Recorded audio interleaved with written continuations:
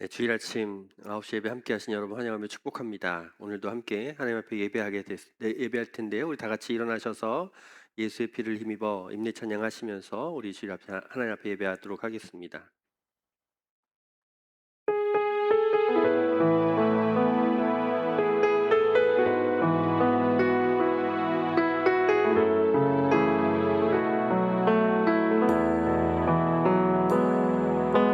주의 보좌로 나갈 때 어떻게 나가야 할까? 나를 구원한 주의 십자가 그것을 믿으며 가네. 주의 보좌로 나갈 때 주의 보좌로 나갈 때 나 여전히 부족하나.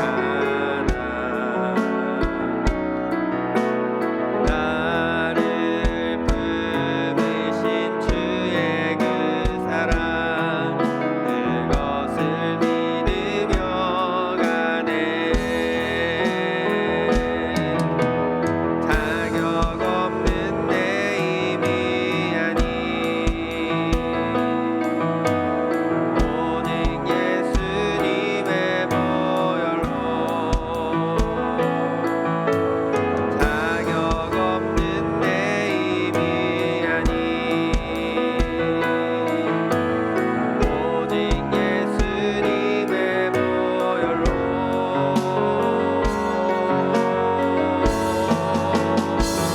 십자가의 보혈 완전하신 사랑 힘입어 나갑니다.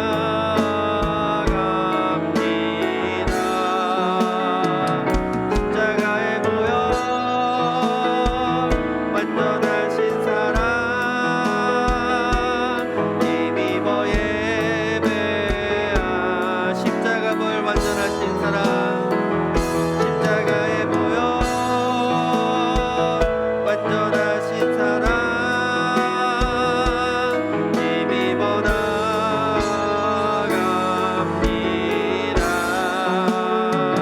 십자가의 보혈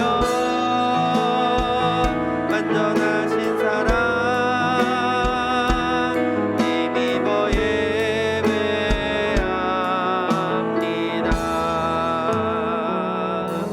사도신경으로 우리의 신앙을 고백하도록 하겠습니다. 나는 전능하신 아버지 하나님 천지의 창조주를 믿습니다. 나는 그의 유일하신 아들 우리 주 예수 그리스도를 믿습니다. 그는 성령으로 잉태되어 동정녀 마리아에게서 나시고 본디오 빌라도에게 고난을 받아 십자가에 못 박혀 죽으시고 장사된 지 사흘 만에 죽은 자 가운데서 다시 살아나셨으며 하늘에 오르시어 전능하신 아버지 하나님 우편에 앉아 계시다가 거기로부터 살아있는 자와 죽은 자를 심판하러 오십니다.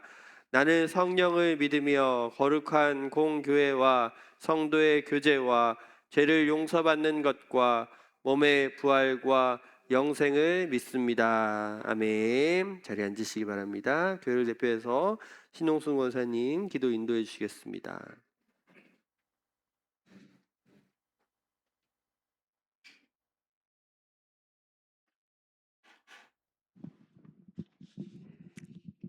사랑의 아버지 하나님, 참으로 고맙고 감사함을 드립니다. 주님의 은혜를 기억하며 주님 전에 나아와 예배드릴 수 있도록 인도하신 은혜를 감사드립니다. 모든 생각과 삶의 짐들을 다 내려놓고 온전히 하나님만을 높여드리며 예배드릴 수 있도록 인도하여 주시옵소서.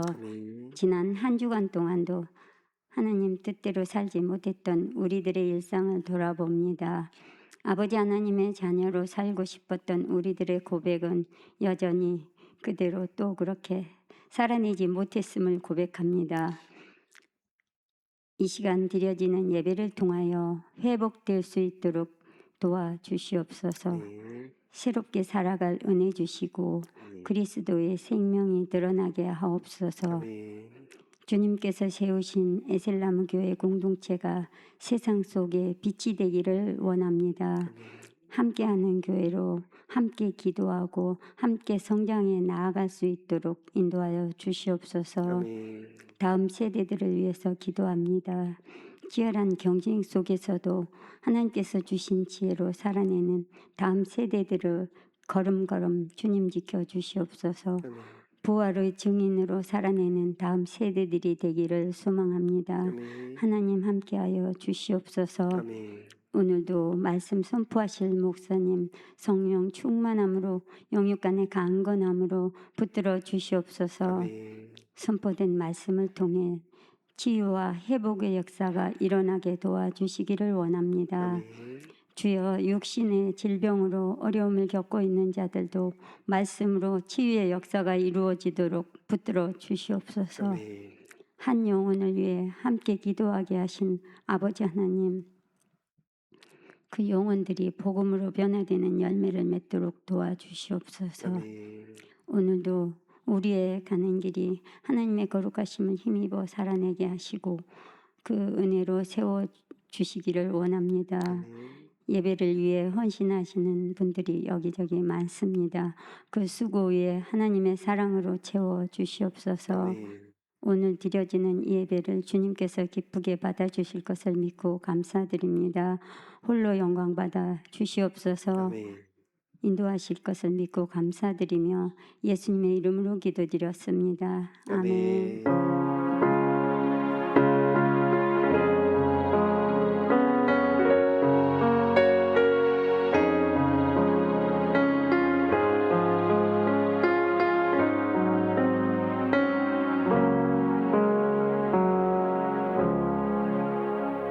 찬송가 545장 함께 찬양하시면서 준비한 봉헌 하나님 앞에 드리도록 하겠습니다.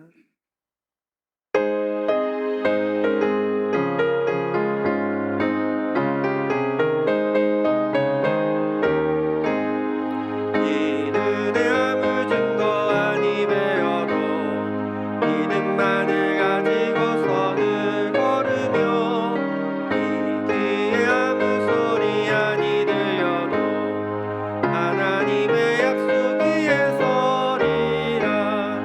걸어가세 믿음 위에 서서 나가세 나가세 의심 버리고 걸어가세 믿음 위에 서서 은가기에 아무 증거 없어도 이들이 보기에는 어떠하든지 이미 얻은 증거대로는 믿으며 이 맘에 의심 없이 살아갈 때에 우리 소원 주 안에서 이루리.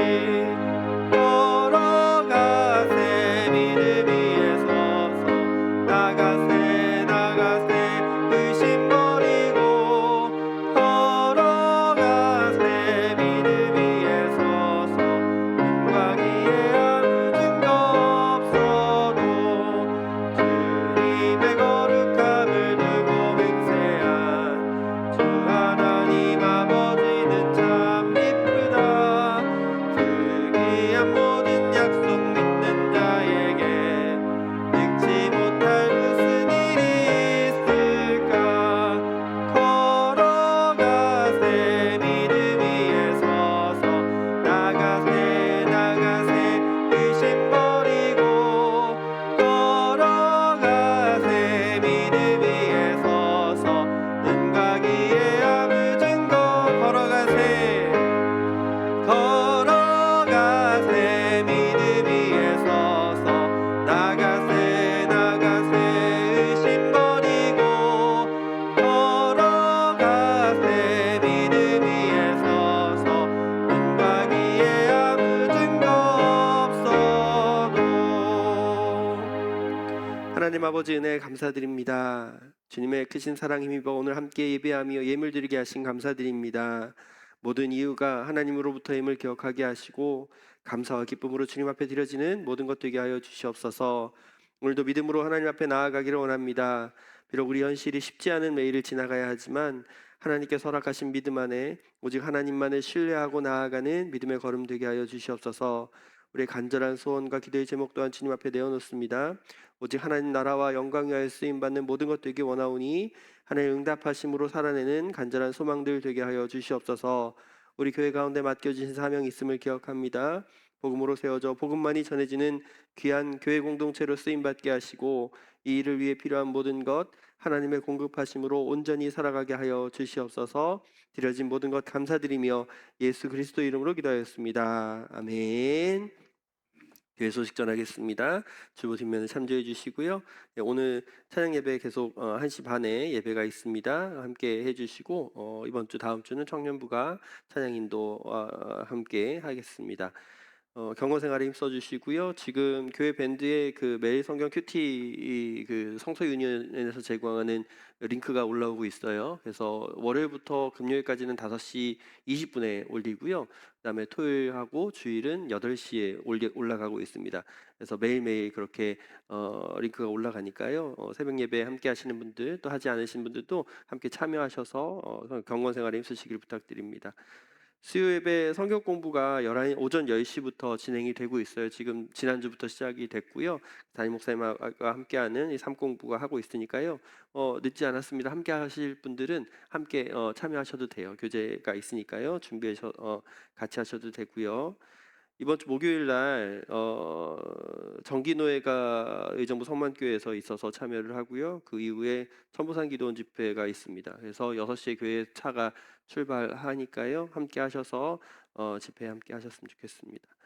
5월 10일부터 13일까지 주일 오후부터 수요일까지 춘계부흥회가 진행됩니다. 그래서 이거 위해서 함께 기도해 주시면 감사하겠습니다. 예, 이제 신방이 거의 끝났어요. 신방이 거의 끝나서 마무리 중에 있습니다. 기도해 주시고 함께 해주신 여러분 감사드리고요. 다음에 또 이 대신방 말고도 개인적으로 여러분께서 신방을 받고 싶으시거나 또 일이 있으시면 언제든지 말씀해 주시면 저희가 신방으로 함께 하도록 하겠습니다. 네, 우리 함께 인사 나누실까요? 잘 오셨습니다.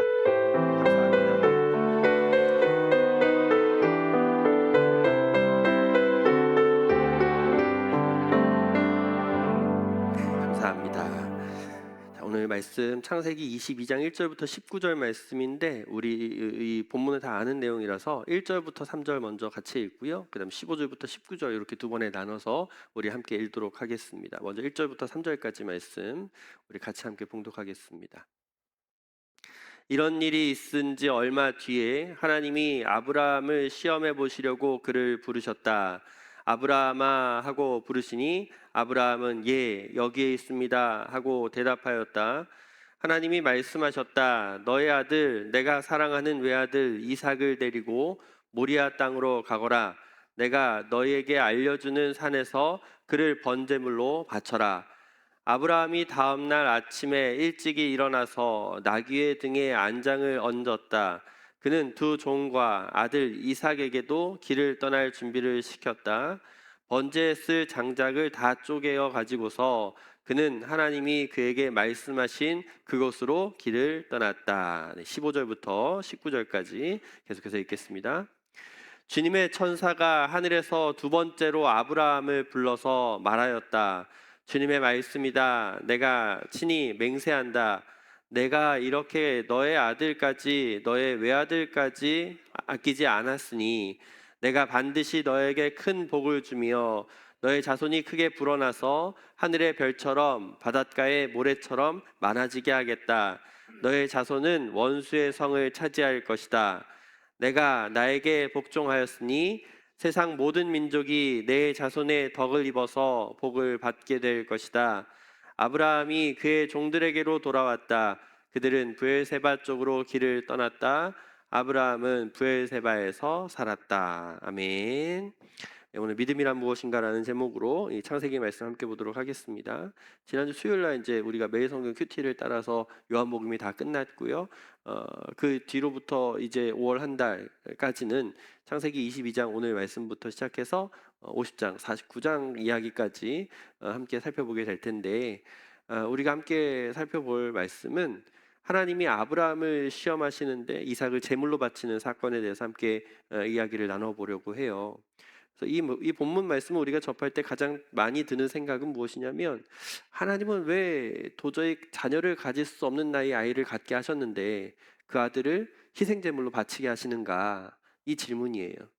이 도저히 감당하기 어려운 것 같은 이 요구하시는 하나님, 어떻게 보면 너무 잔인한 거 아닌가, 이렇게 생각이 들기도 해요. 전에 제가 한 가정에서 성경 공부, 이제 성경의 이야기를 중심으로 성경 공부를 진행한 적이 있었는데, 이런 이야기를 하셨어요. 하나님이 이삭을 제물로 바치라는 이 장면을 보면서, 혹시 하나님이 나에게 그런 시험을 요구하신다면 나는 못하겠는데요 라는 이야기를 하시더라고요. 이게 어떻게 가능한 일인가 라며 고백하는 이야기를 나눈 적이 있었습니다. 저 여러분에게 이와 같은 시험이 찾아온다고 할 때 우리는 어떻게 과연 반응하고 살아갈까요? 어떻게 반응할까요? 우리도 전혀 그럴 수 없다라는 생각이 먼저 들지 않을까요?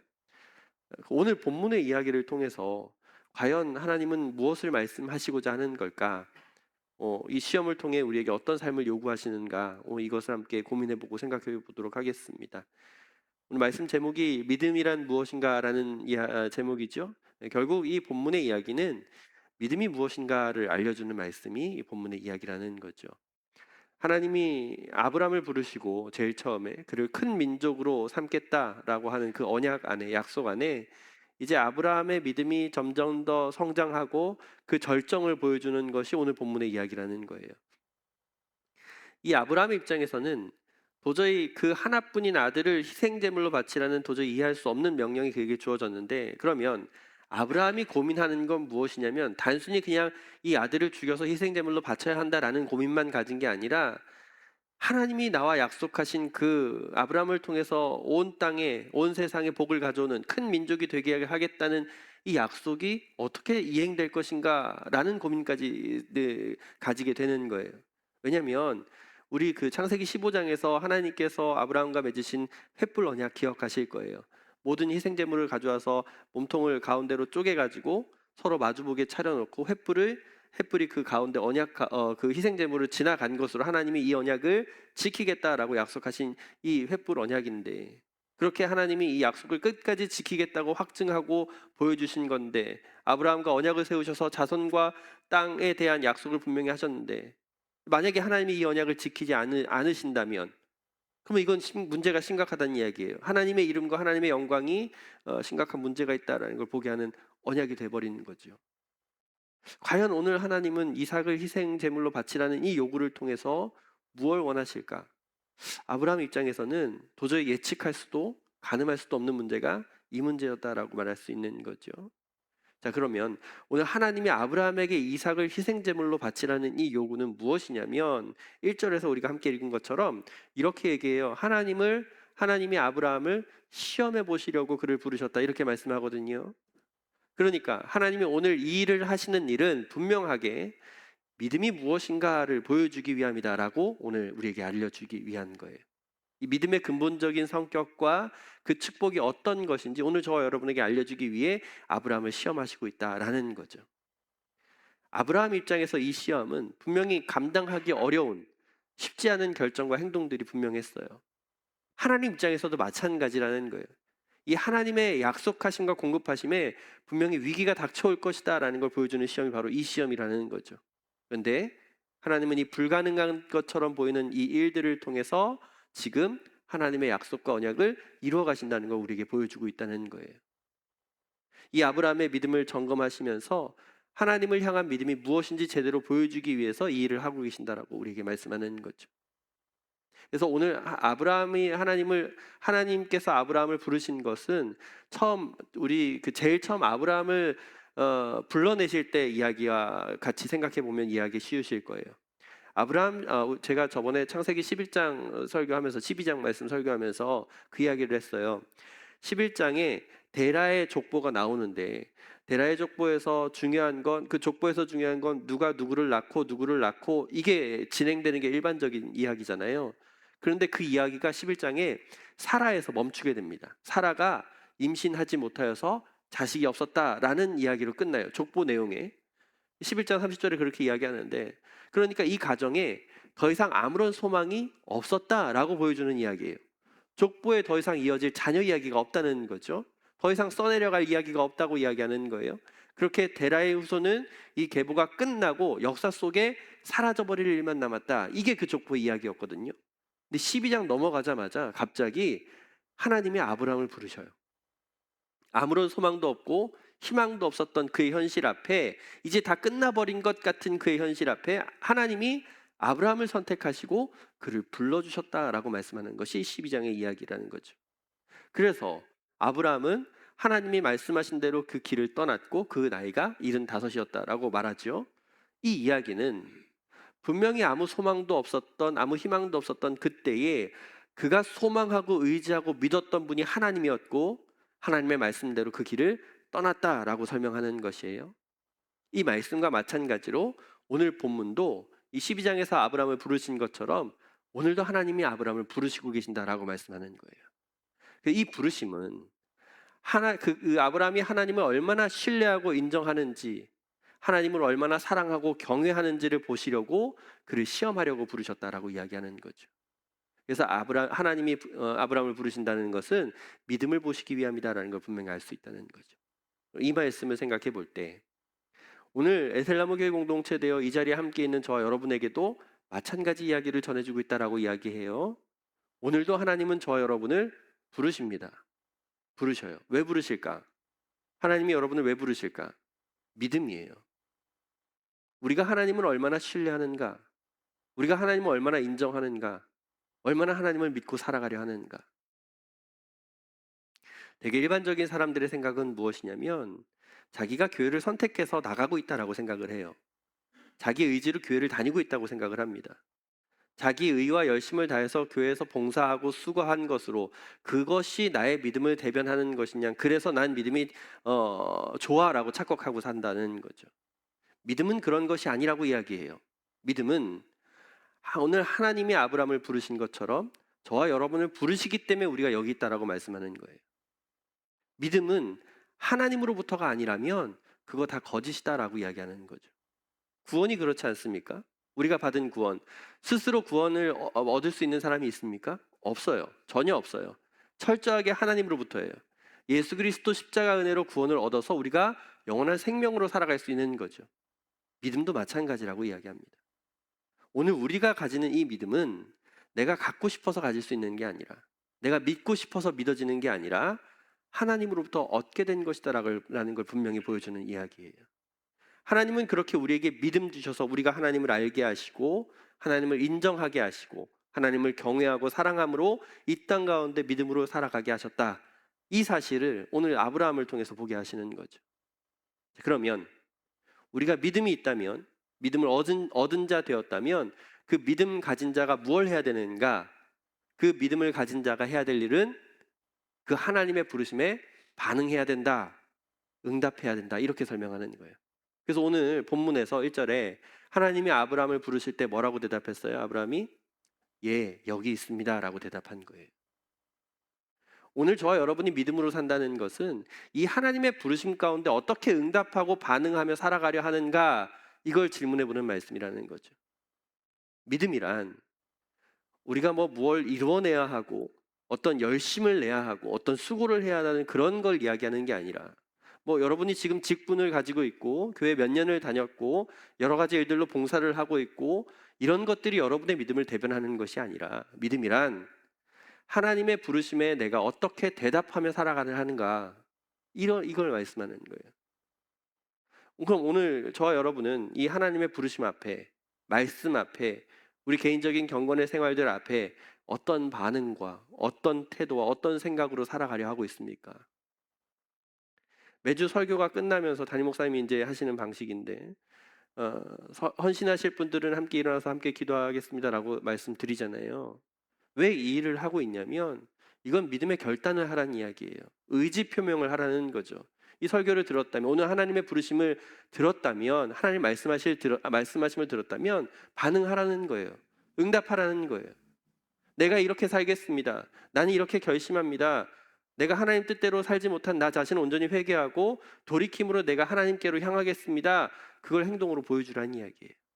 물론 여러분 마지막에 다 일어나셔서 하면 좋겠지만 보여지는 것을 여기서만 그렇게 일하라고 하는 게 아니라 실제 여러분의 삶의 현장 가운데 신앙의 걸음 앞에 그 일로 살아가는 게 더 중요하겠죠. 그러면 저와 여러분에게 오늘 믿음이 있습니까? 그러면 믿음이 있다면 그 믿음은 하나님으로부터 우리에게 주어진 것임을 꼭 기억하시고 그 믿음을 가진 자는 하나님의 부르심에 응답하고 반응하는 것이 마땅하다. 그래서 오늘 저와 여러분을 부르시는 이 믿음의 말씀 앞에, 믿음으로 부르시는 이 말씀 앞에 예, 여기 있습니다라고 대답하며 살아갈 줄 아는 그 귀한 믿음으로 살아내는 여러분의 삶이 되기를 주의 이름으로 부탁을 드립니다. 두 번째로 믿음은 불가능한 명령에 순종하는 것이다라고 이야기해요. 아브라함을 처음 부르셨을 때 12장에서 하나님은 아브라함에게 내 고향 친척 아비의 집을 떠나가라라는 명령을 받았어요. 내가 지시할 땅으로 가라. 너는 내가 살고 있는 땅과 내가 난 곳과 너의 아버지의 집을 떠나서 내가 보여주는 땅으로 가라. 그가 지금 살고 있었고 살아가는 모든 현실을 떠나간다는 건 그가 붙들고 있던 모든 생존 방식을 포기하고 앞으로 어떤 위기가 찾아올지, 어떤 고난이 다가올지, 어떤 어려움이 있을지, 심지어 죽음의 위협 앞에 놓여 살아갈 것을 뻔히 아는 그런 상황 가운데도 하나님을 향한 믿음으로 하나님의 말씀을 따라 순종함으로 나아간 걸 보여준 것이 아브라함의 결정이었던 거예요. 오늘도 마찬가지 명령으로 보여주고 있다고 이야기하는 거예요. 오늘 본문도 2절 말씀 다시 한번 읽어볼까요? 2절 시작. 하나님이 말씀하셨다. 너희 아들 이삭을 데리고 모리아 땅으로 가거라. 내가 너에게 일러주는 산에서 그를 번제물로 바쳐라. 아멘. 이 명령은 마치 당시 이방 신들이 어린아이를 바치는 그런 풍습을 따라서 하나님이 이렇게 요구하는 것처럼 보여주는 장면이기도 해요. 그렇게 오해할 수 있어요. 하나님이 이렇게 이방 신처럼 잔혹한 신이 아니야? 이 살아있는 사람을 제물로 바치게 하다니 이건 도저히 말도 안 되는 일인데, 근데 그런 차원의 하나님이 오늘 이 명령을 하는 게 아니라 오늘 하나님의 명령은 그런 수준의 차원이 아니에요. 이 명령의 의도와 목적이 무엇인지 분명히 볼 줄 알아야 믿음이 무엇인지 알 수 있기 때문이에요. 그래서 아브라함은 처음 하나님께서 아브라함을 부르셨을 때 그 부르심 앞에 도저히 불가능해 보이는 명령을 순종함으로 이 일을 시작했다라고 12장에 이야기하거든요. 오늘 2절도 마찬가지 이야기예요. 하나님이 지금 도저히 불가능해 보이는 이 명령을 명령하실 때 아브라함은 순종함으로 그 일을 감당해 나아가고 있다라는 걸 보여주고 있다는 거예요. 아브라함이 어떻게 이 일을 감당할 수 있었냐면 그가 하나님을 어떻게 믿어야 하는지 알고 있었기 때문입니다. 이미 하나님의 말씀을 따라 순종했을 때 그 하나님의 약속이 그의 삶 가운데 이루어지고 있음을 분명히 목격했기 때문이에요. 그 아브라함의 믿음의 절정이 어디였냐면 도저히 생명을 가질 수 없는 그의 가정 앞에 이 사라를 통해서 100세의 나이에 아들 이삭을 낳게 된 상황을 경험했기 때문이죠. 이 사건을 경험했기 때문이에요. 그래서 이전에는 그 하나님을 온전히 신뢰하고 따라가지 못했지만 이 자신의 상식으로는 도저히 불가능한 일을 이루어내시는 하나님을 볼 때, 목격했을 때, 경험했을 때 그는 철저하게 이 하나님의 약속을 믿고 행동함으로 하나님을 따라가고 있었다. 이 이야기를 보여주는 거예요. 그래서 오늘 본문에 이 말도 안 되는 명령 앞에 아브라함이 순종하고 있다는 사실은 지금 그가 감당하고 있는 이 믿음의 결정과 믿음의 여정이 어떠한지, 어떻게 이걸 감당해 나아가고 있는지 하나님 앞에서 분명히 보여주는 장면이 된다. 이걸 이야기해 주는 거예요. 믿음이 이렇습니다. 믿음은 우리가 뭐 믿을만 해서 따라가는 게 아니라고 이야기하는 거예요. 이 정도는 괜찮겠지. 그렇게 재고 따져서 믿을 만한 문제가 아니라고 이야기하는 거예요. 믿음은 그럼에도 불구하고 철저하게 하나님만을 인정하고 믿고 따라가는 것이다. 이렇게 설명하는 것이죠. 진정한 믿음이란 이 하나님의 말씀, 그분의 약속하심을 기억하고 그 명령에 내가 어떻게 순종하고 어떻게 반응하는가 이걸 보여주는 것이 믿음이다라고 이야기하는 거죠. 그럼 오늘 저와 여러분의 믿음은 어떻습니까? 세상에서 볼 때 도저히 상식적으로 이해도 안 되고 말도 안 되는 그런 일까지 요구하시는 하나님의 뜻 앞에 과연 나는 끝까지 순종함으로 하나님을 신뢰하고 그 약속을 믿는 믿음으로 말씀대로 살아가려 하는가? 어떤 사람들은 그렇게 생각하기도 해요. 그렇게까지 믿어야 되는 건가? 그렇게까지 하나님을 따라가야 하는 건가? 적당히 믿어도 천국 갈 수 있는 거 아니야? 이 정도껏 잘 믿으면 하나님이 잘 봐주시겠지. 또는 나는 도저히 그렇게 못하겠네. 극단적으로 내 자녀까지 바칠 수도 없고 하나님이 나에게 이런 비슷한 요구를 하신다면 나는 포기할 수밖에 없겠는데 이런 생각들을 할 수 있어요. 근데 믿음은 하나님을 향한 절대적인 인정과 순종에 대해서 이야기하는 거예요. 적당히는 없어요. 우리가 하나님을 신뢰하고 믿고 따라간다는 건 지금 내가 살아가는 모든 가치, 생각, 판단, 환경 그 모든 것이 하나님으로부터이다라는 걸 인정하고 하나님을 향한 신실한 믿음으로 주님의 말씀하심에 내가 여기 있습니다라고 반응하며 살아가는 것이 믿음이지, 적당히 하거나 대충 하거나 정도껏 믿을 수 있는 문제가 아니다라고 분명히 이야기하는 것이기 때문이에요. 그러면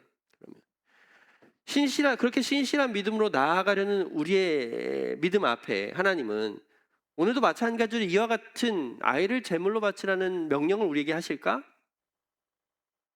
고린도전서 10장에 이런 이야기가 있어요. 우리 한번 잘 아는 말씀인데 같이 읽겠습니다. 10장 13절 말씀입니다.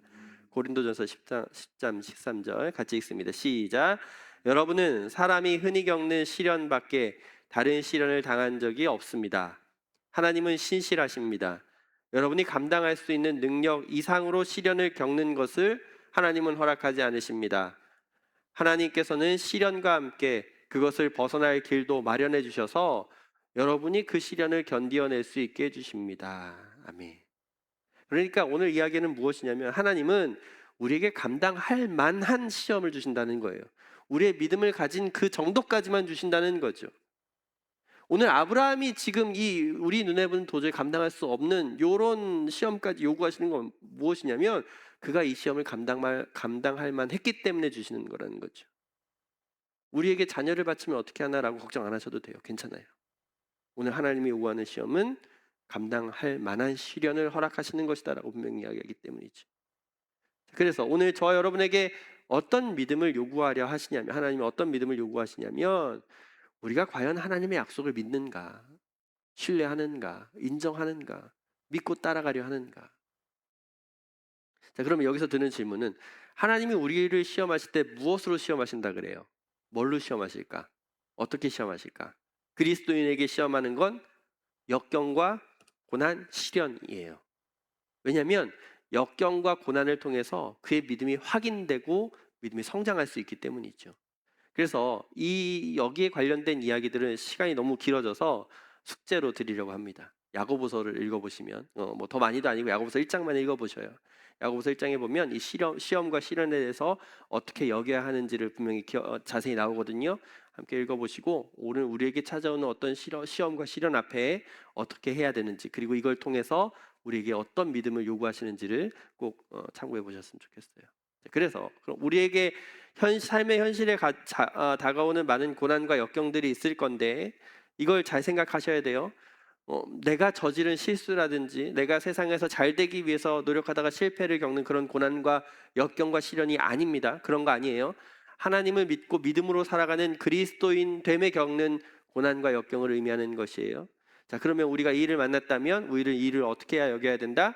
야고보서에서는 기쁨으로 여겨라. 더할 나위 없는 기쁨으로 여겨라. 왜냐하면 하나님이 우리의 믿음을 시험해 보시고 믿음의 자질을 증명하시면서 결국 하나님의 선물을 우리에게 기대하게 하시기 때문이다. 이렇게 말씀해요. 그래서 오늘 본문에 아브라함이 하나님의 명령 따라 그대로 순종했어요. 그리고 그가 이삭을 잡으려고 칼을 들어 바치려고 할 때 하나님이 이렇게 말씀하세요. 12절 말씀이에요. 같이 읽겠습니다. 12절 시작. 천사가 말하였다. 그 아이에게 손을 대지 말아라.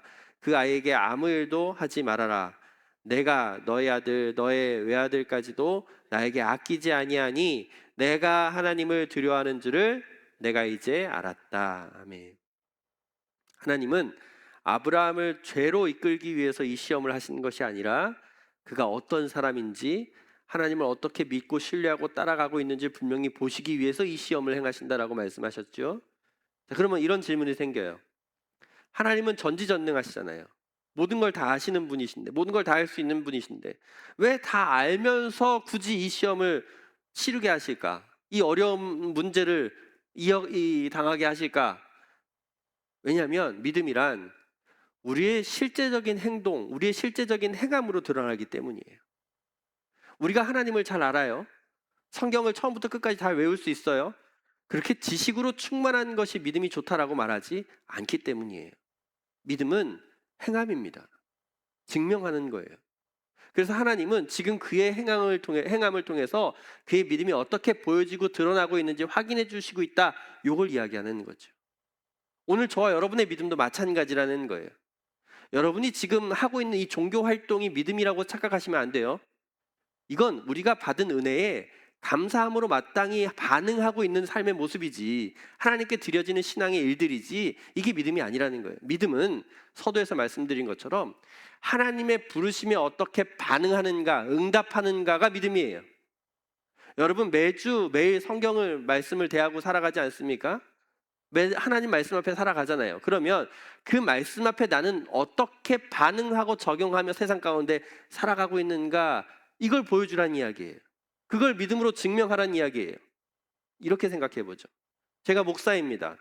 성경을 잘 알아요. 다양하게 적용도 할 줄 알고 설교를 통해서 매번 이렇게 살아가야 합니다라고 강조하고 가르치고 있어요. 근데 만약에 제가 살아가는 실제 삶의 현실에, 개인적인 삶 가운데, 제 가정에서, 자녀를 앞에서 그렇게 사는 삶이 전혀 보이지 않는다면 그건 믿음이 있는 거예요, 없는 거예요? 믿음 없음이 분명히 증명되는 거예요. 여기 강대상에서 옷만 번지르르하게 차려입고 이게 하나님 말씀입니다, 이게 하나님이 우리에게 원하시는 삶입니다, 백날 떠들어봤자 정작 그렇게 살아가지 못하는 삶은 전혀 믿음 없는 모습일 뿐이다 라고 설명하는 거예요. 오늘 말씀 앞에선 여러분은 어떻습니까? 여러분의 믿음은 어떻게 증명하고 살아가고 있습니까?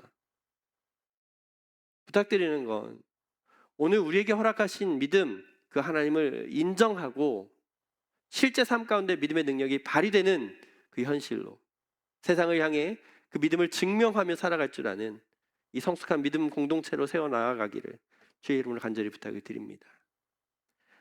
하나님이 오늘 이렇게 믿음을 요구할 때 도저히 불가능한 일이라고 생각되는 조차 우리가 믿음으로 감당할 때, 그 믿음을 증명할 때 하나님은 우리에게 복으로 살게 한다라고 오늘 성경은 이야기해줘요. 이 조금 전에 언급해드린 하나님이 우리 믿음을 시험해 보시고 믿음의 자질을 증명할 때 하나님이 우리에게 선물을 주신다라고 말씀드렸잖아요. 결국 오늘 아브라함은 이 믿음을 증명하고 하나님의 선물을 경험하게 됩니다. 위기의 상황 가운데 하나님은 순양을 준비해 주셔서 그것으로 하나님께 번제를 드리게 하지요. 그리고 15절 이후에 아브라함을 두 번째로 부르시고 이렇게 말씀해 주세요. 우리 아까 읽은 말씀인데 15절부터 마지막 19절까지 말씀 다시 읽어보겠습니다. 시작. 주님께서 천사가 하늘에서 두 번째로 아브라함을 불러서, 주님의 말씀이다, 내가 친히 맹세한다, 내가 이렇게 너의 아들까지, 너의 외아들까지 아끼지 않았으니 내가 반드시 너에게 큰 축복을 주며 너의 자손이 크게 불어나서 하늘의 별처럼 바닷가의 모래처럼 많아지게 하겠다. 너의 자손은 원수의 성을 차지할 것이다. 내가 나에게 복종하였으니 세상 모든 민족이 내 자손의 덕을 입어서 복을 받게 될 것이다. 아브라함이 그의 종들에게로 돌아왔다. 그들은 브엘세바 쪽으로 길을 떠났다. 아브라함은 브엘세바에서 살았다. 아멘. 하나님의 시험을 통과한 이 아브라함이 믿음으로 하나님 말씀에 순종하고 복종한 일이 어떤 복으로 그에게 주어졌냐면, 아브라함 당사자에게만 복이 주어진 게 아니라 다른 사람을 복되게 하고 하나님의 약속을 얻어 살아가게 되었다, 이렇게 설명하는 게 이 복의 내용이에요. 그러니까 그가 얻은 복은 그가 살아갈 때 하나님 잘 믿고서 그 땅에서 잘 먹고 잘 살다가 오래오래 평안하게 살다가 잘 죽었다, 이런 차원의 이야기가 아니라, 그런 복이 아니라 하나님이 그를 복의 근원 되시고 그 복이 실제적으로 그를 통해 이루어짐을 보게 하였으며 아브라함을 통해서 그 후손과 다른 이들까지 하나님의 약속을 얻게 되는 복을 누리게 된다, 이렇게 설명하는 게 복의 내용이에요. 그 약속이 오늘 저와 여러분까지 이어지는 거 아니겠습니까? 이 아브라함을 통해서 이루어진 복은 어디까지 보게 되냐면 신약 성경에서 우리가 알게 한 복으로 살게 하는 거예요. 온 세상을 구원하시기 위해 하나님의 어린 양 예수 그리스도가 이 땅에 오셔서 하나님의 택하신 사람들을 대신해 십자가의 죽으심으로 주의 백성들이 영원한 생명으로 하나님과 교제하게 된 주의 자녀 삼으신 사건이 오늘 저와 여러분이 얻게 된 하나님의 복이다, 이렇게 설명하는 거죠. 이 말씀 같이 읽어보죠. 요한복음 3장 16절 시작. 하나님께서 세상을 이처럼 사랑하셔서 외아들을 주셨으니 이는 그를 믿는 사람마다 멸망하지 않고 영생을 얻게 하려는 것이다. 그래서 그리스도 안에서 우리를 향하신 이 하나님의 사랑을 얻게 된 복이 바로 그 언약, 그 약속을 믿고 신실한 믿음으로 서 있었기 때문에 복으로 살게 된 것이다 라고 말씀하는 거예요. 복이란 다른 게 아니에요. 우리가 하나님 안에 믿음으로 살아가는 것이 복입니다. 내가 예수 믿고 구원받아 이 땅에 구원으로 살아가는 것이 복이라는 거죠.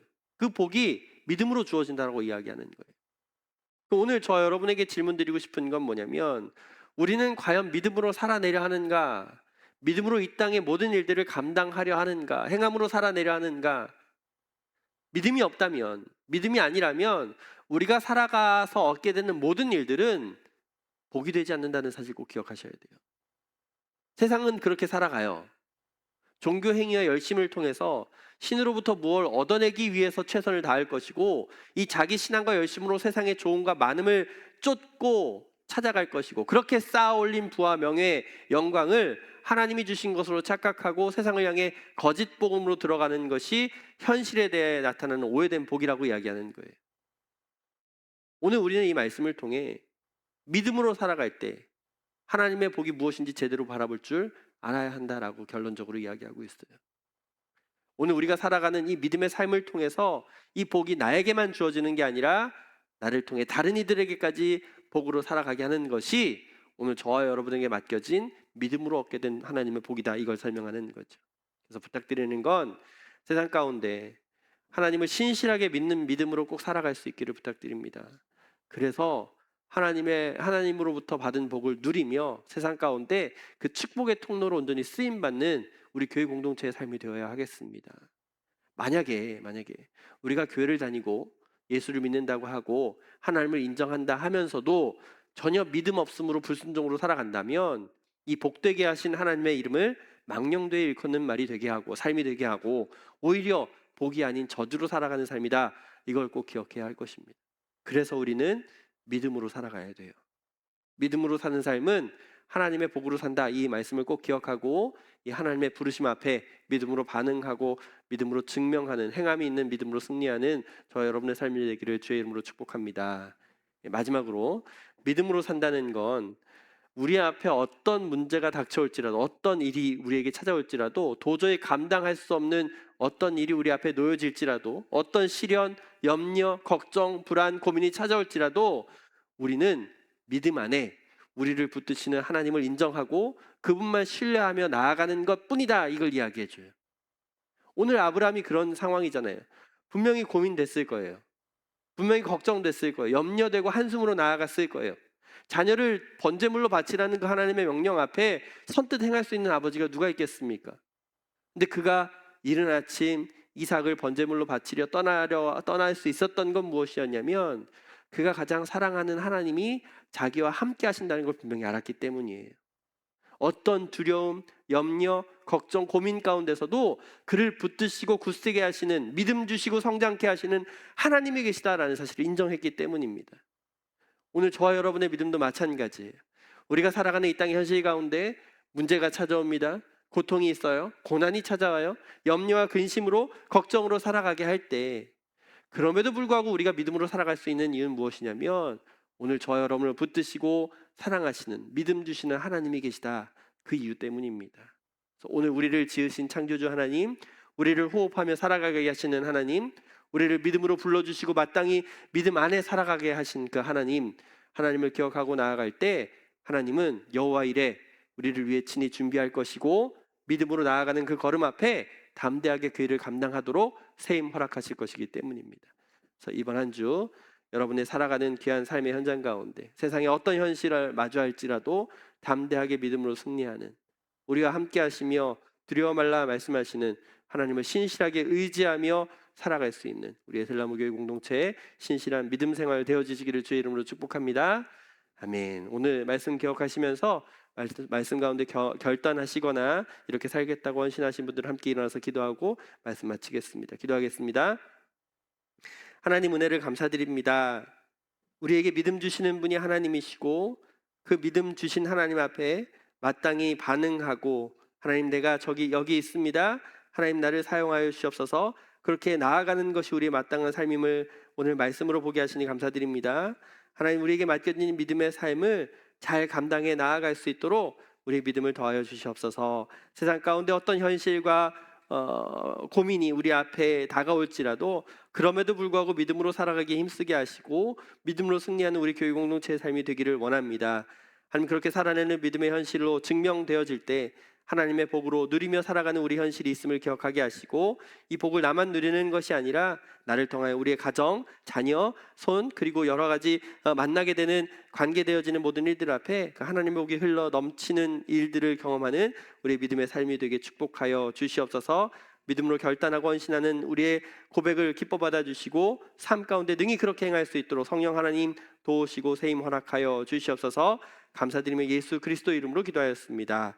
아멘. 다 같이 일어나셔서 두려워 말라 우리 결단 찬양하시고 축도로 예배 마치도록 하겠습니다.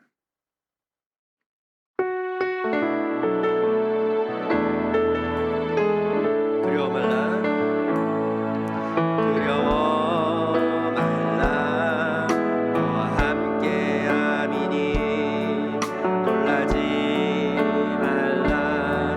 나는 내 하나님 됨이니 무서워 말라. 내가 널 도와주리니 너는 마음에 염려치 말. 두려워 말라, 내가 함께함이니 두려워 말라, 너와 함께함이니 놀라지 말라. 나는 내 하나님 됨이니 무서워 말라. 내가 널 도와주리니 너는 마음에 염려치 말라. 내가 너를 굳세게 하리라.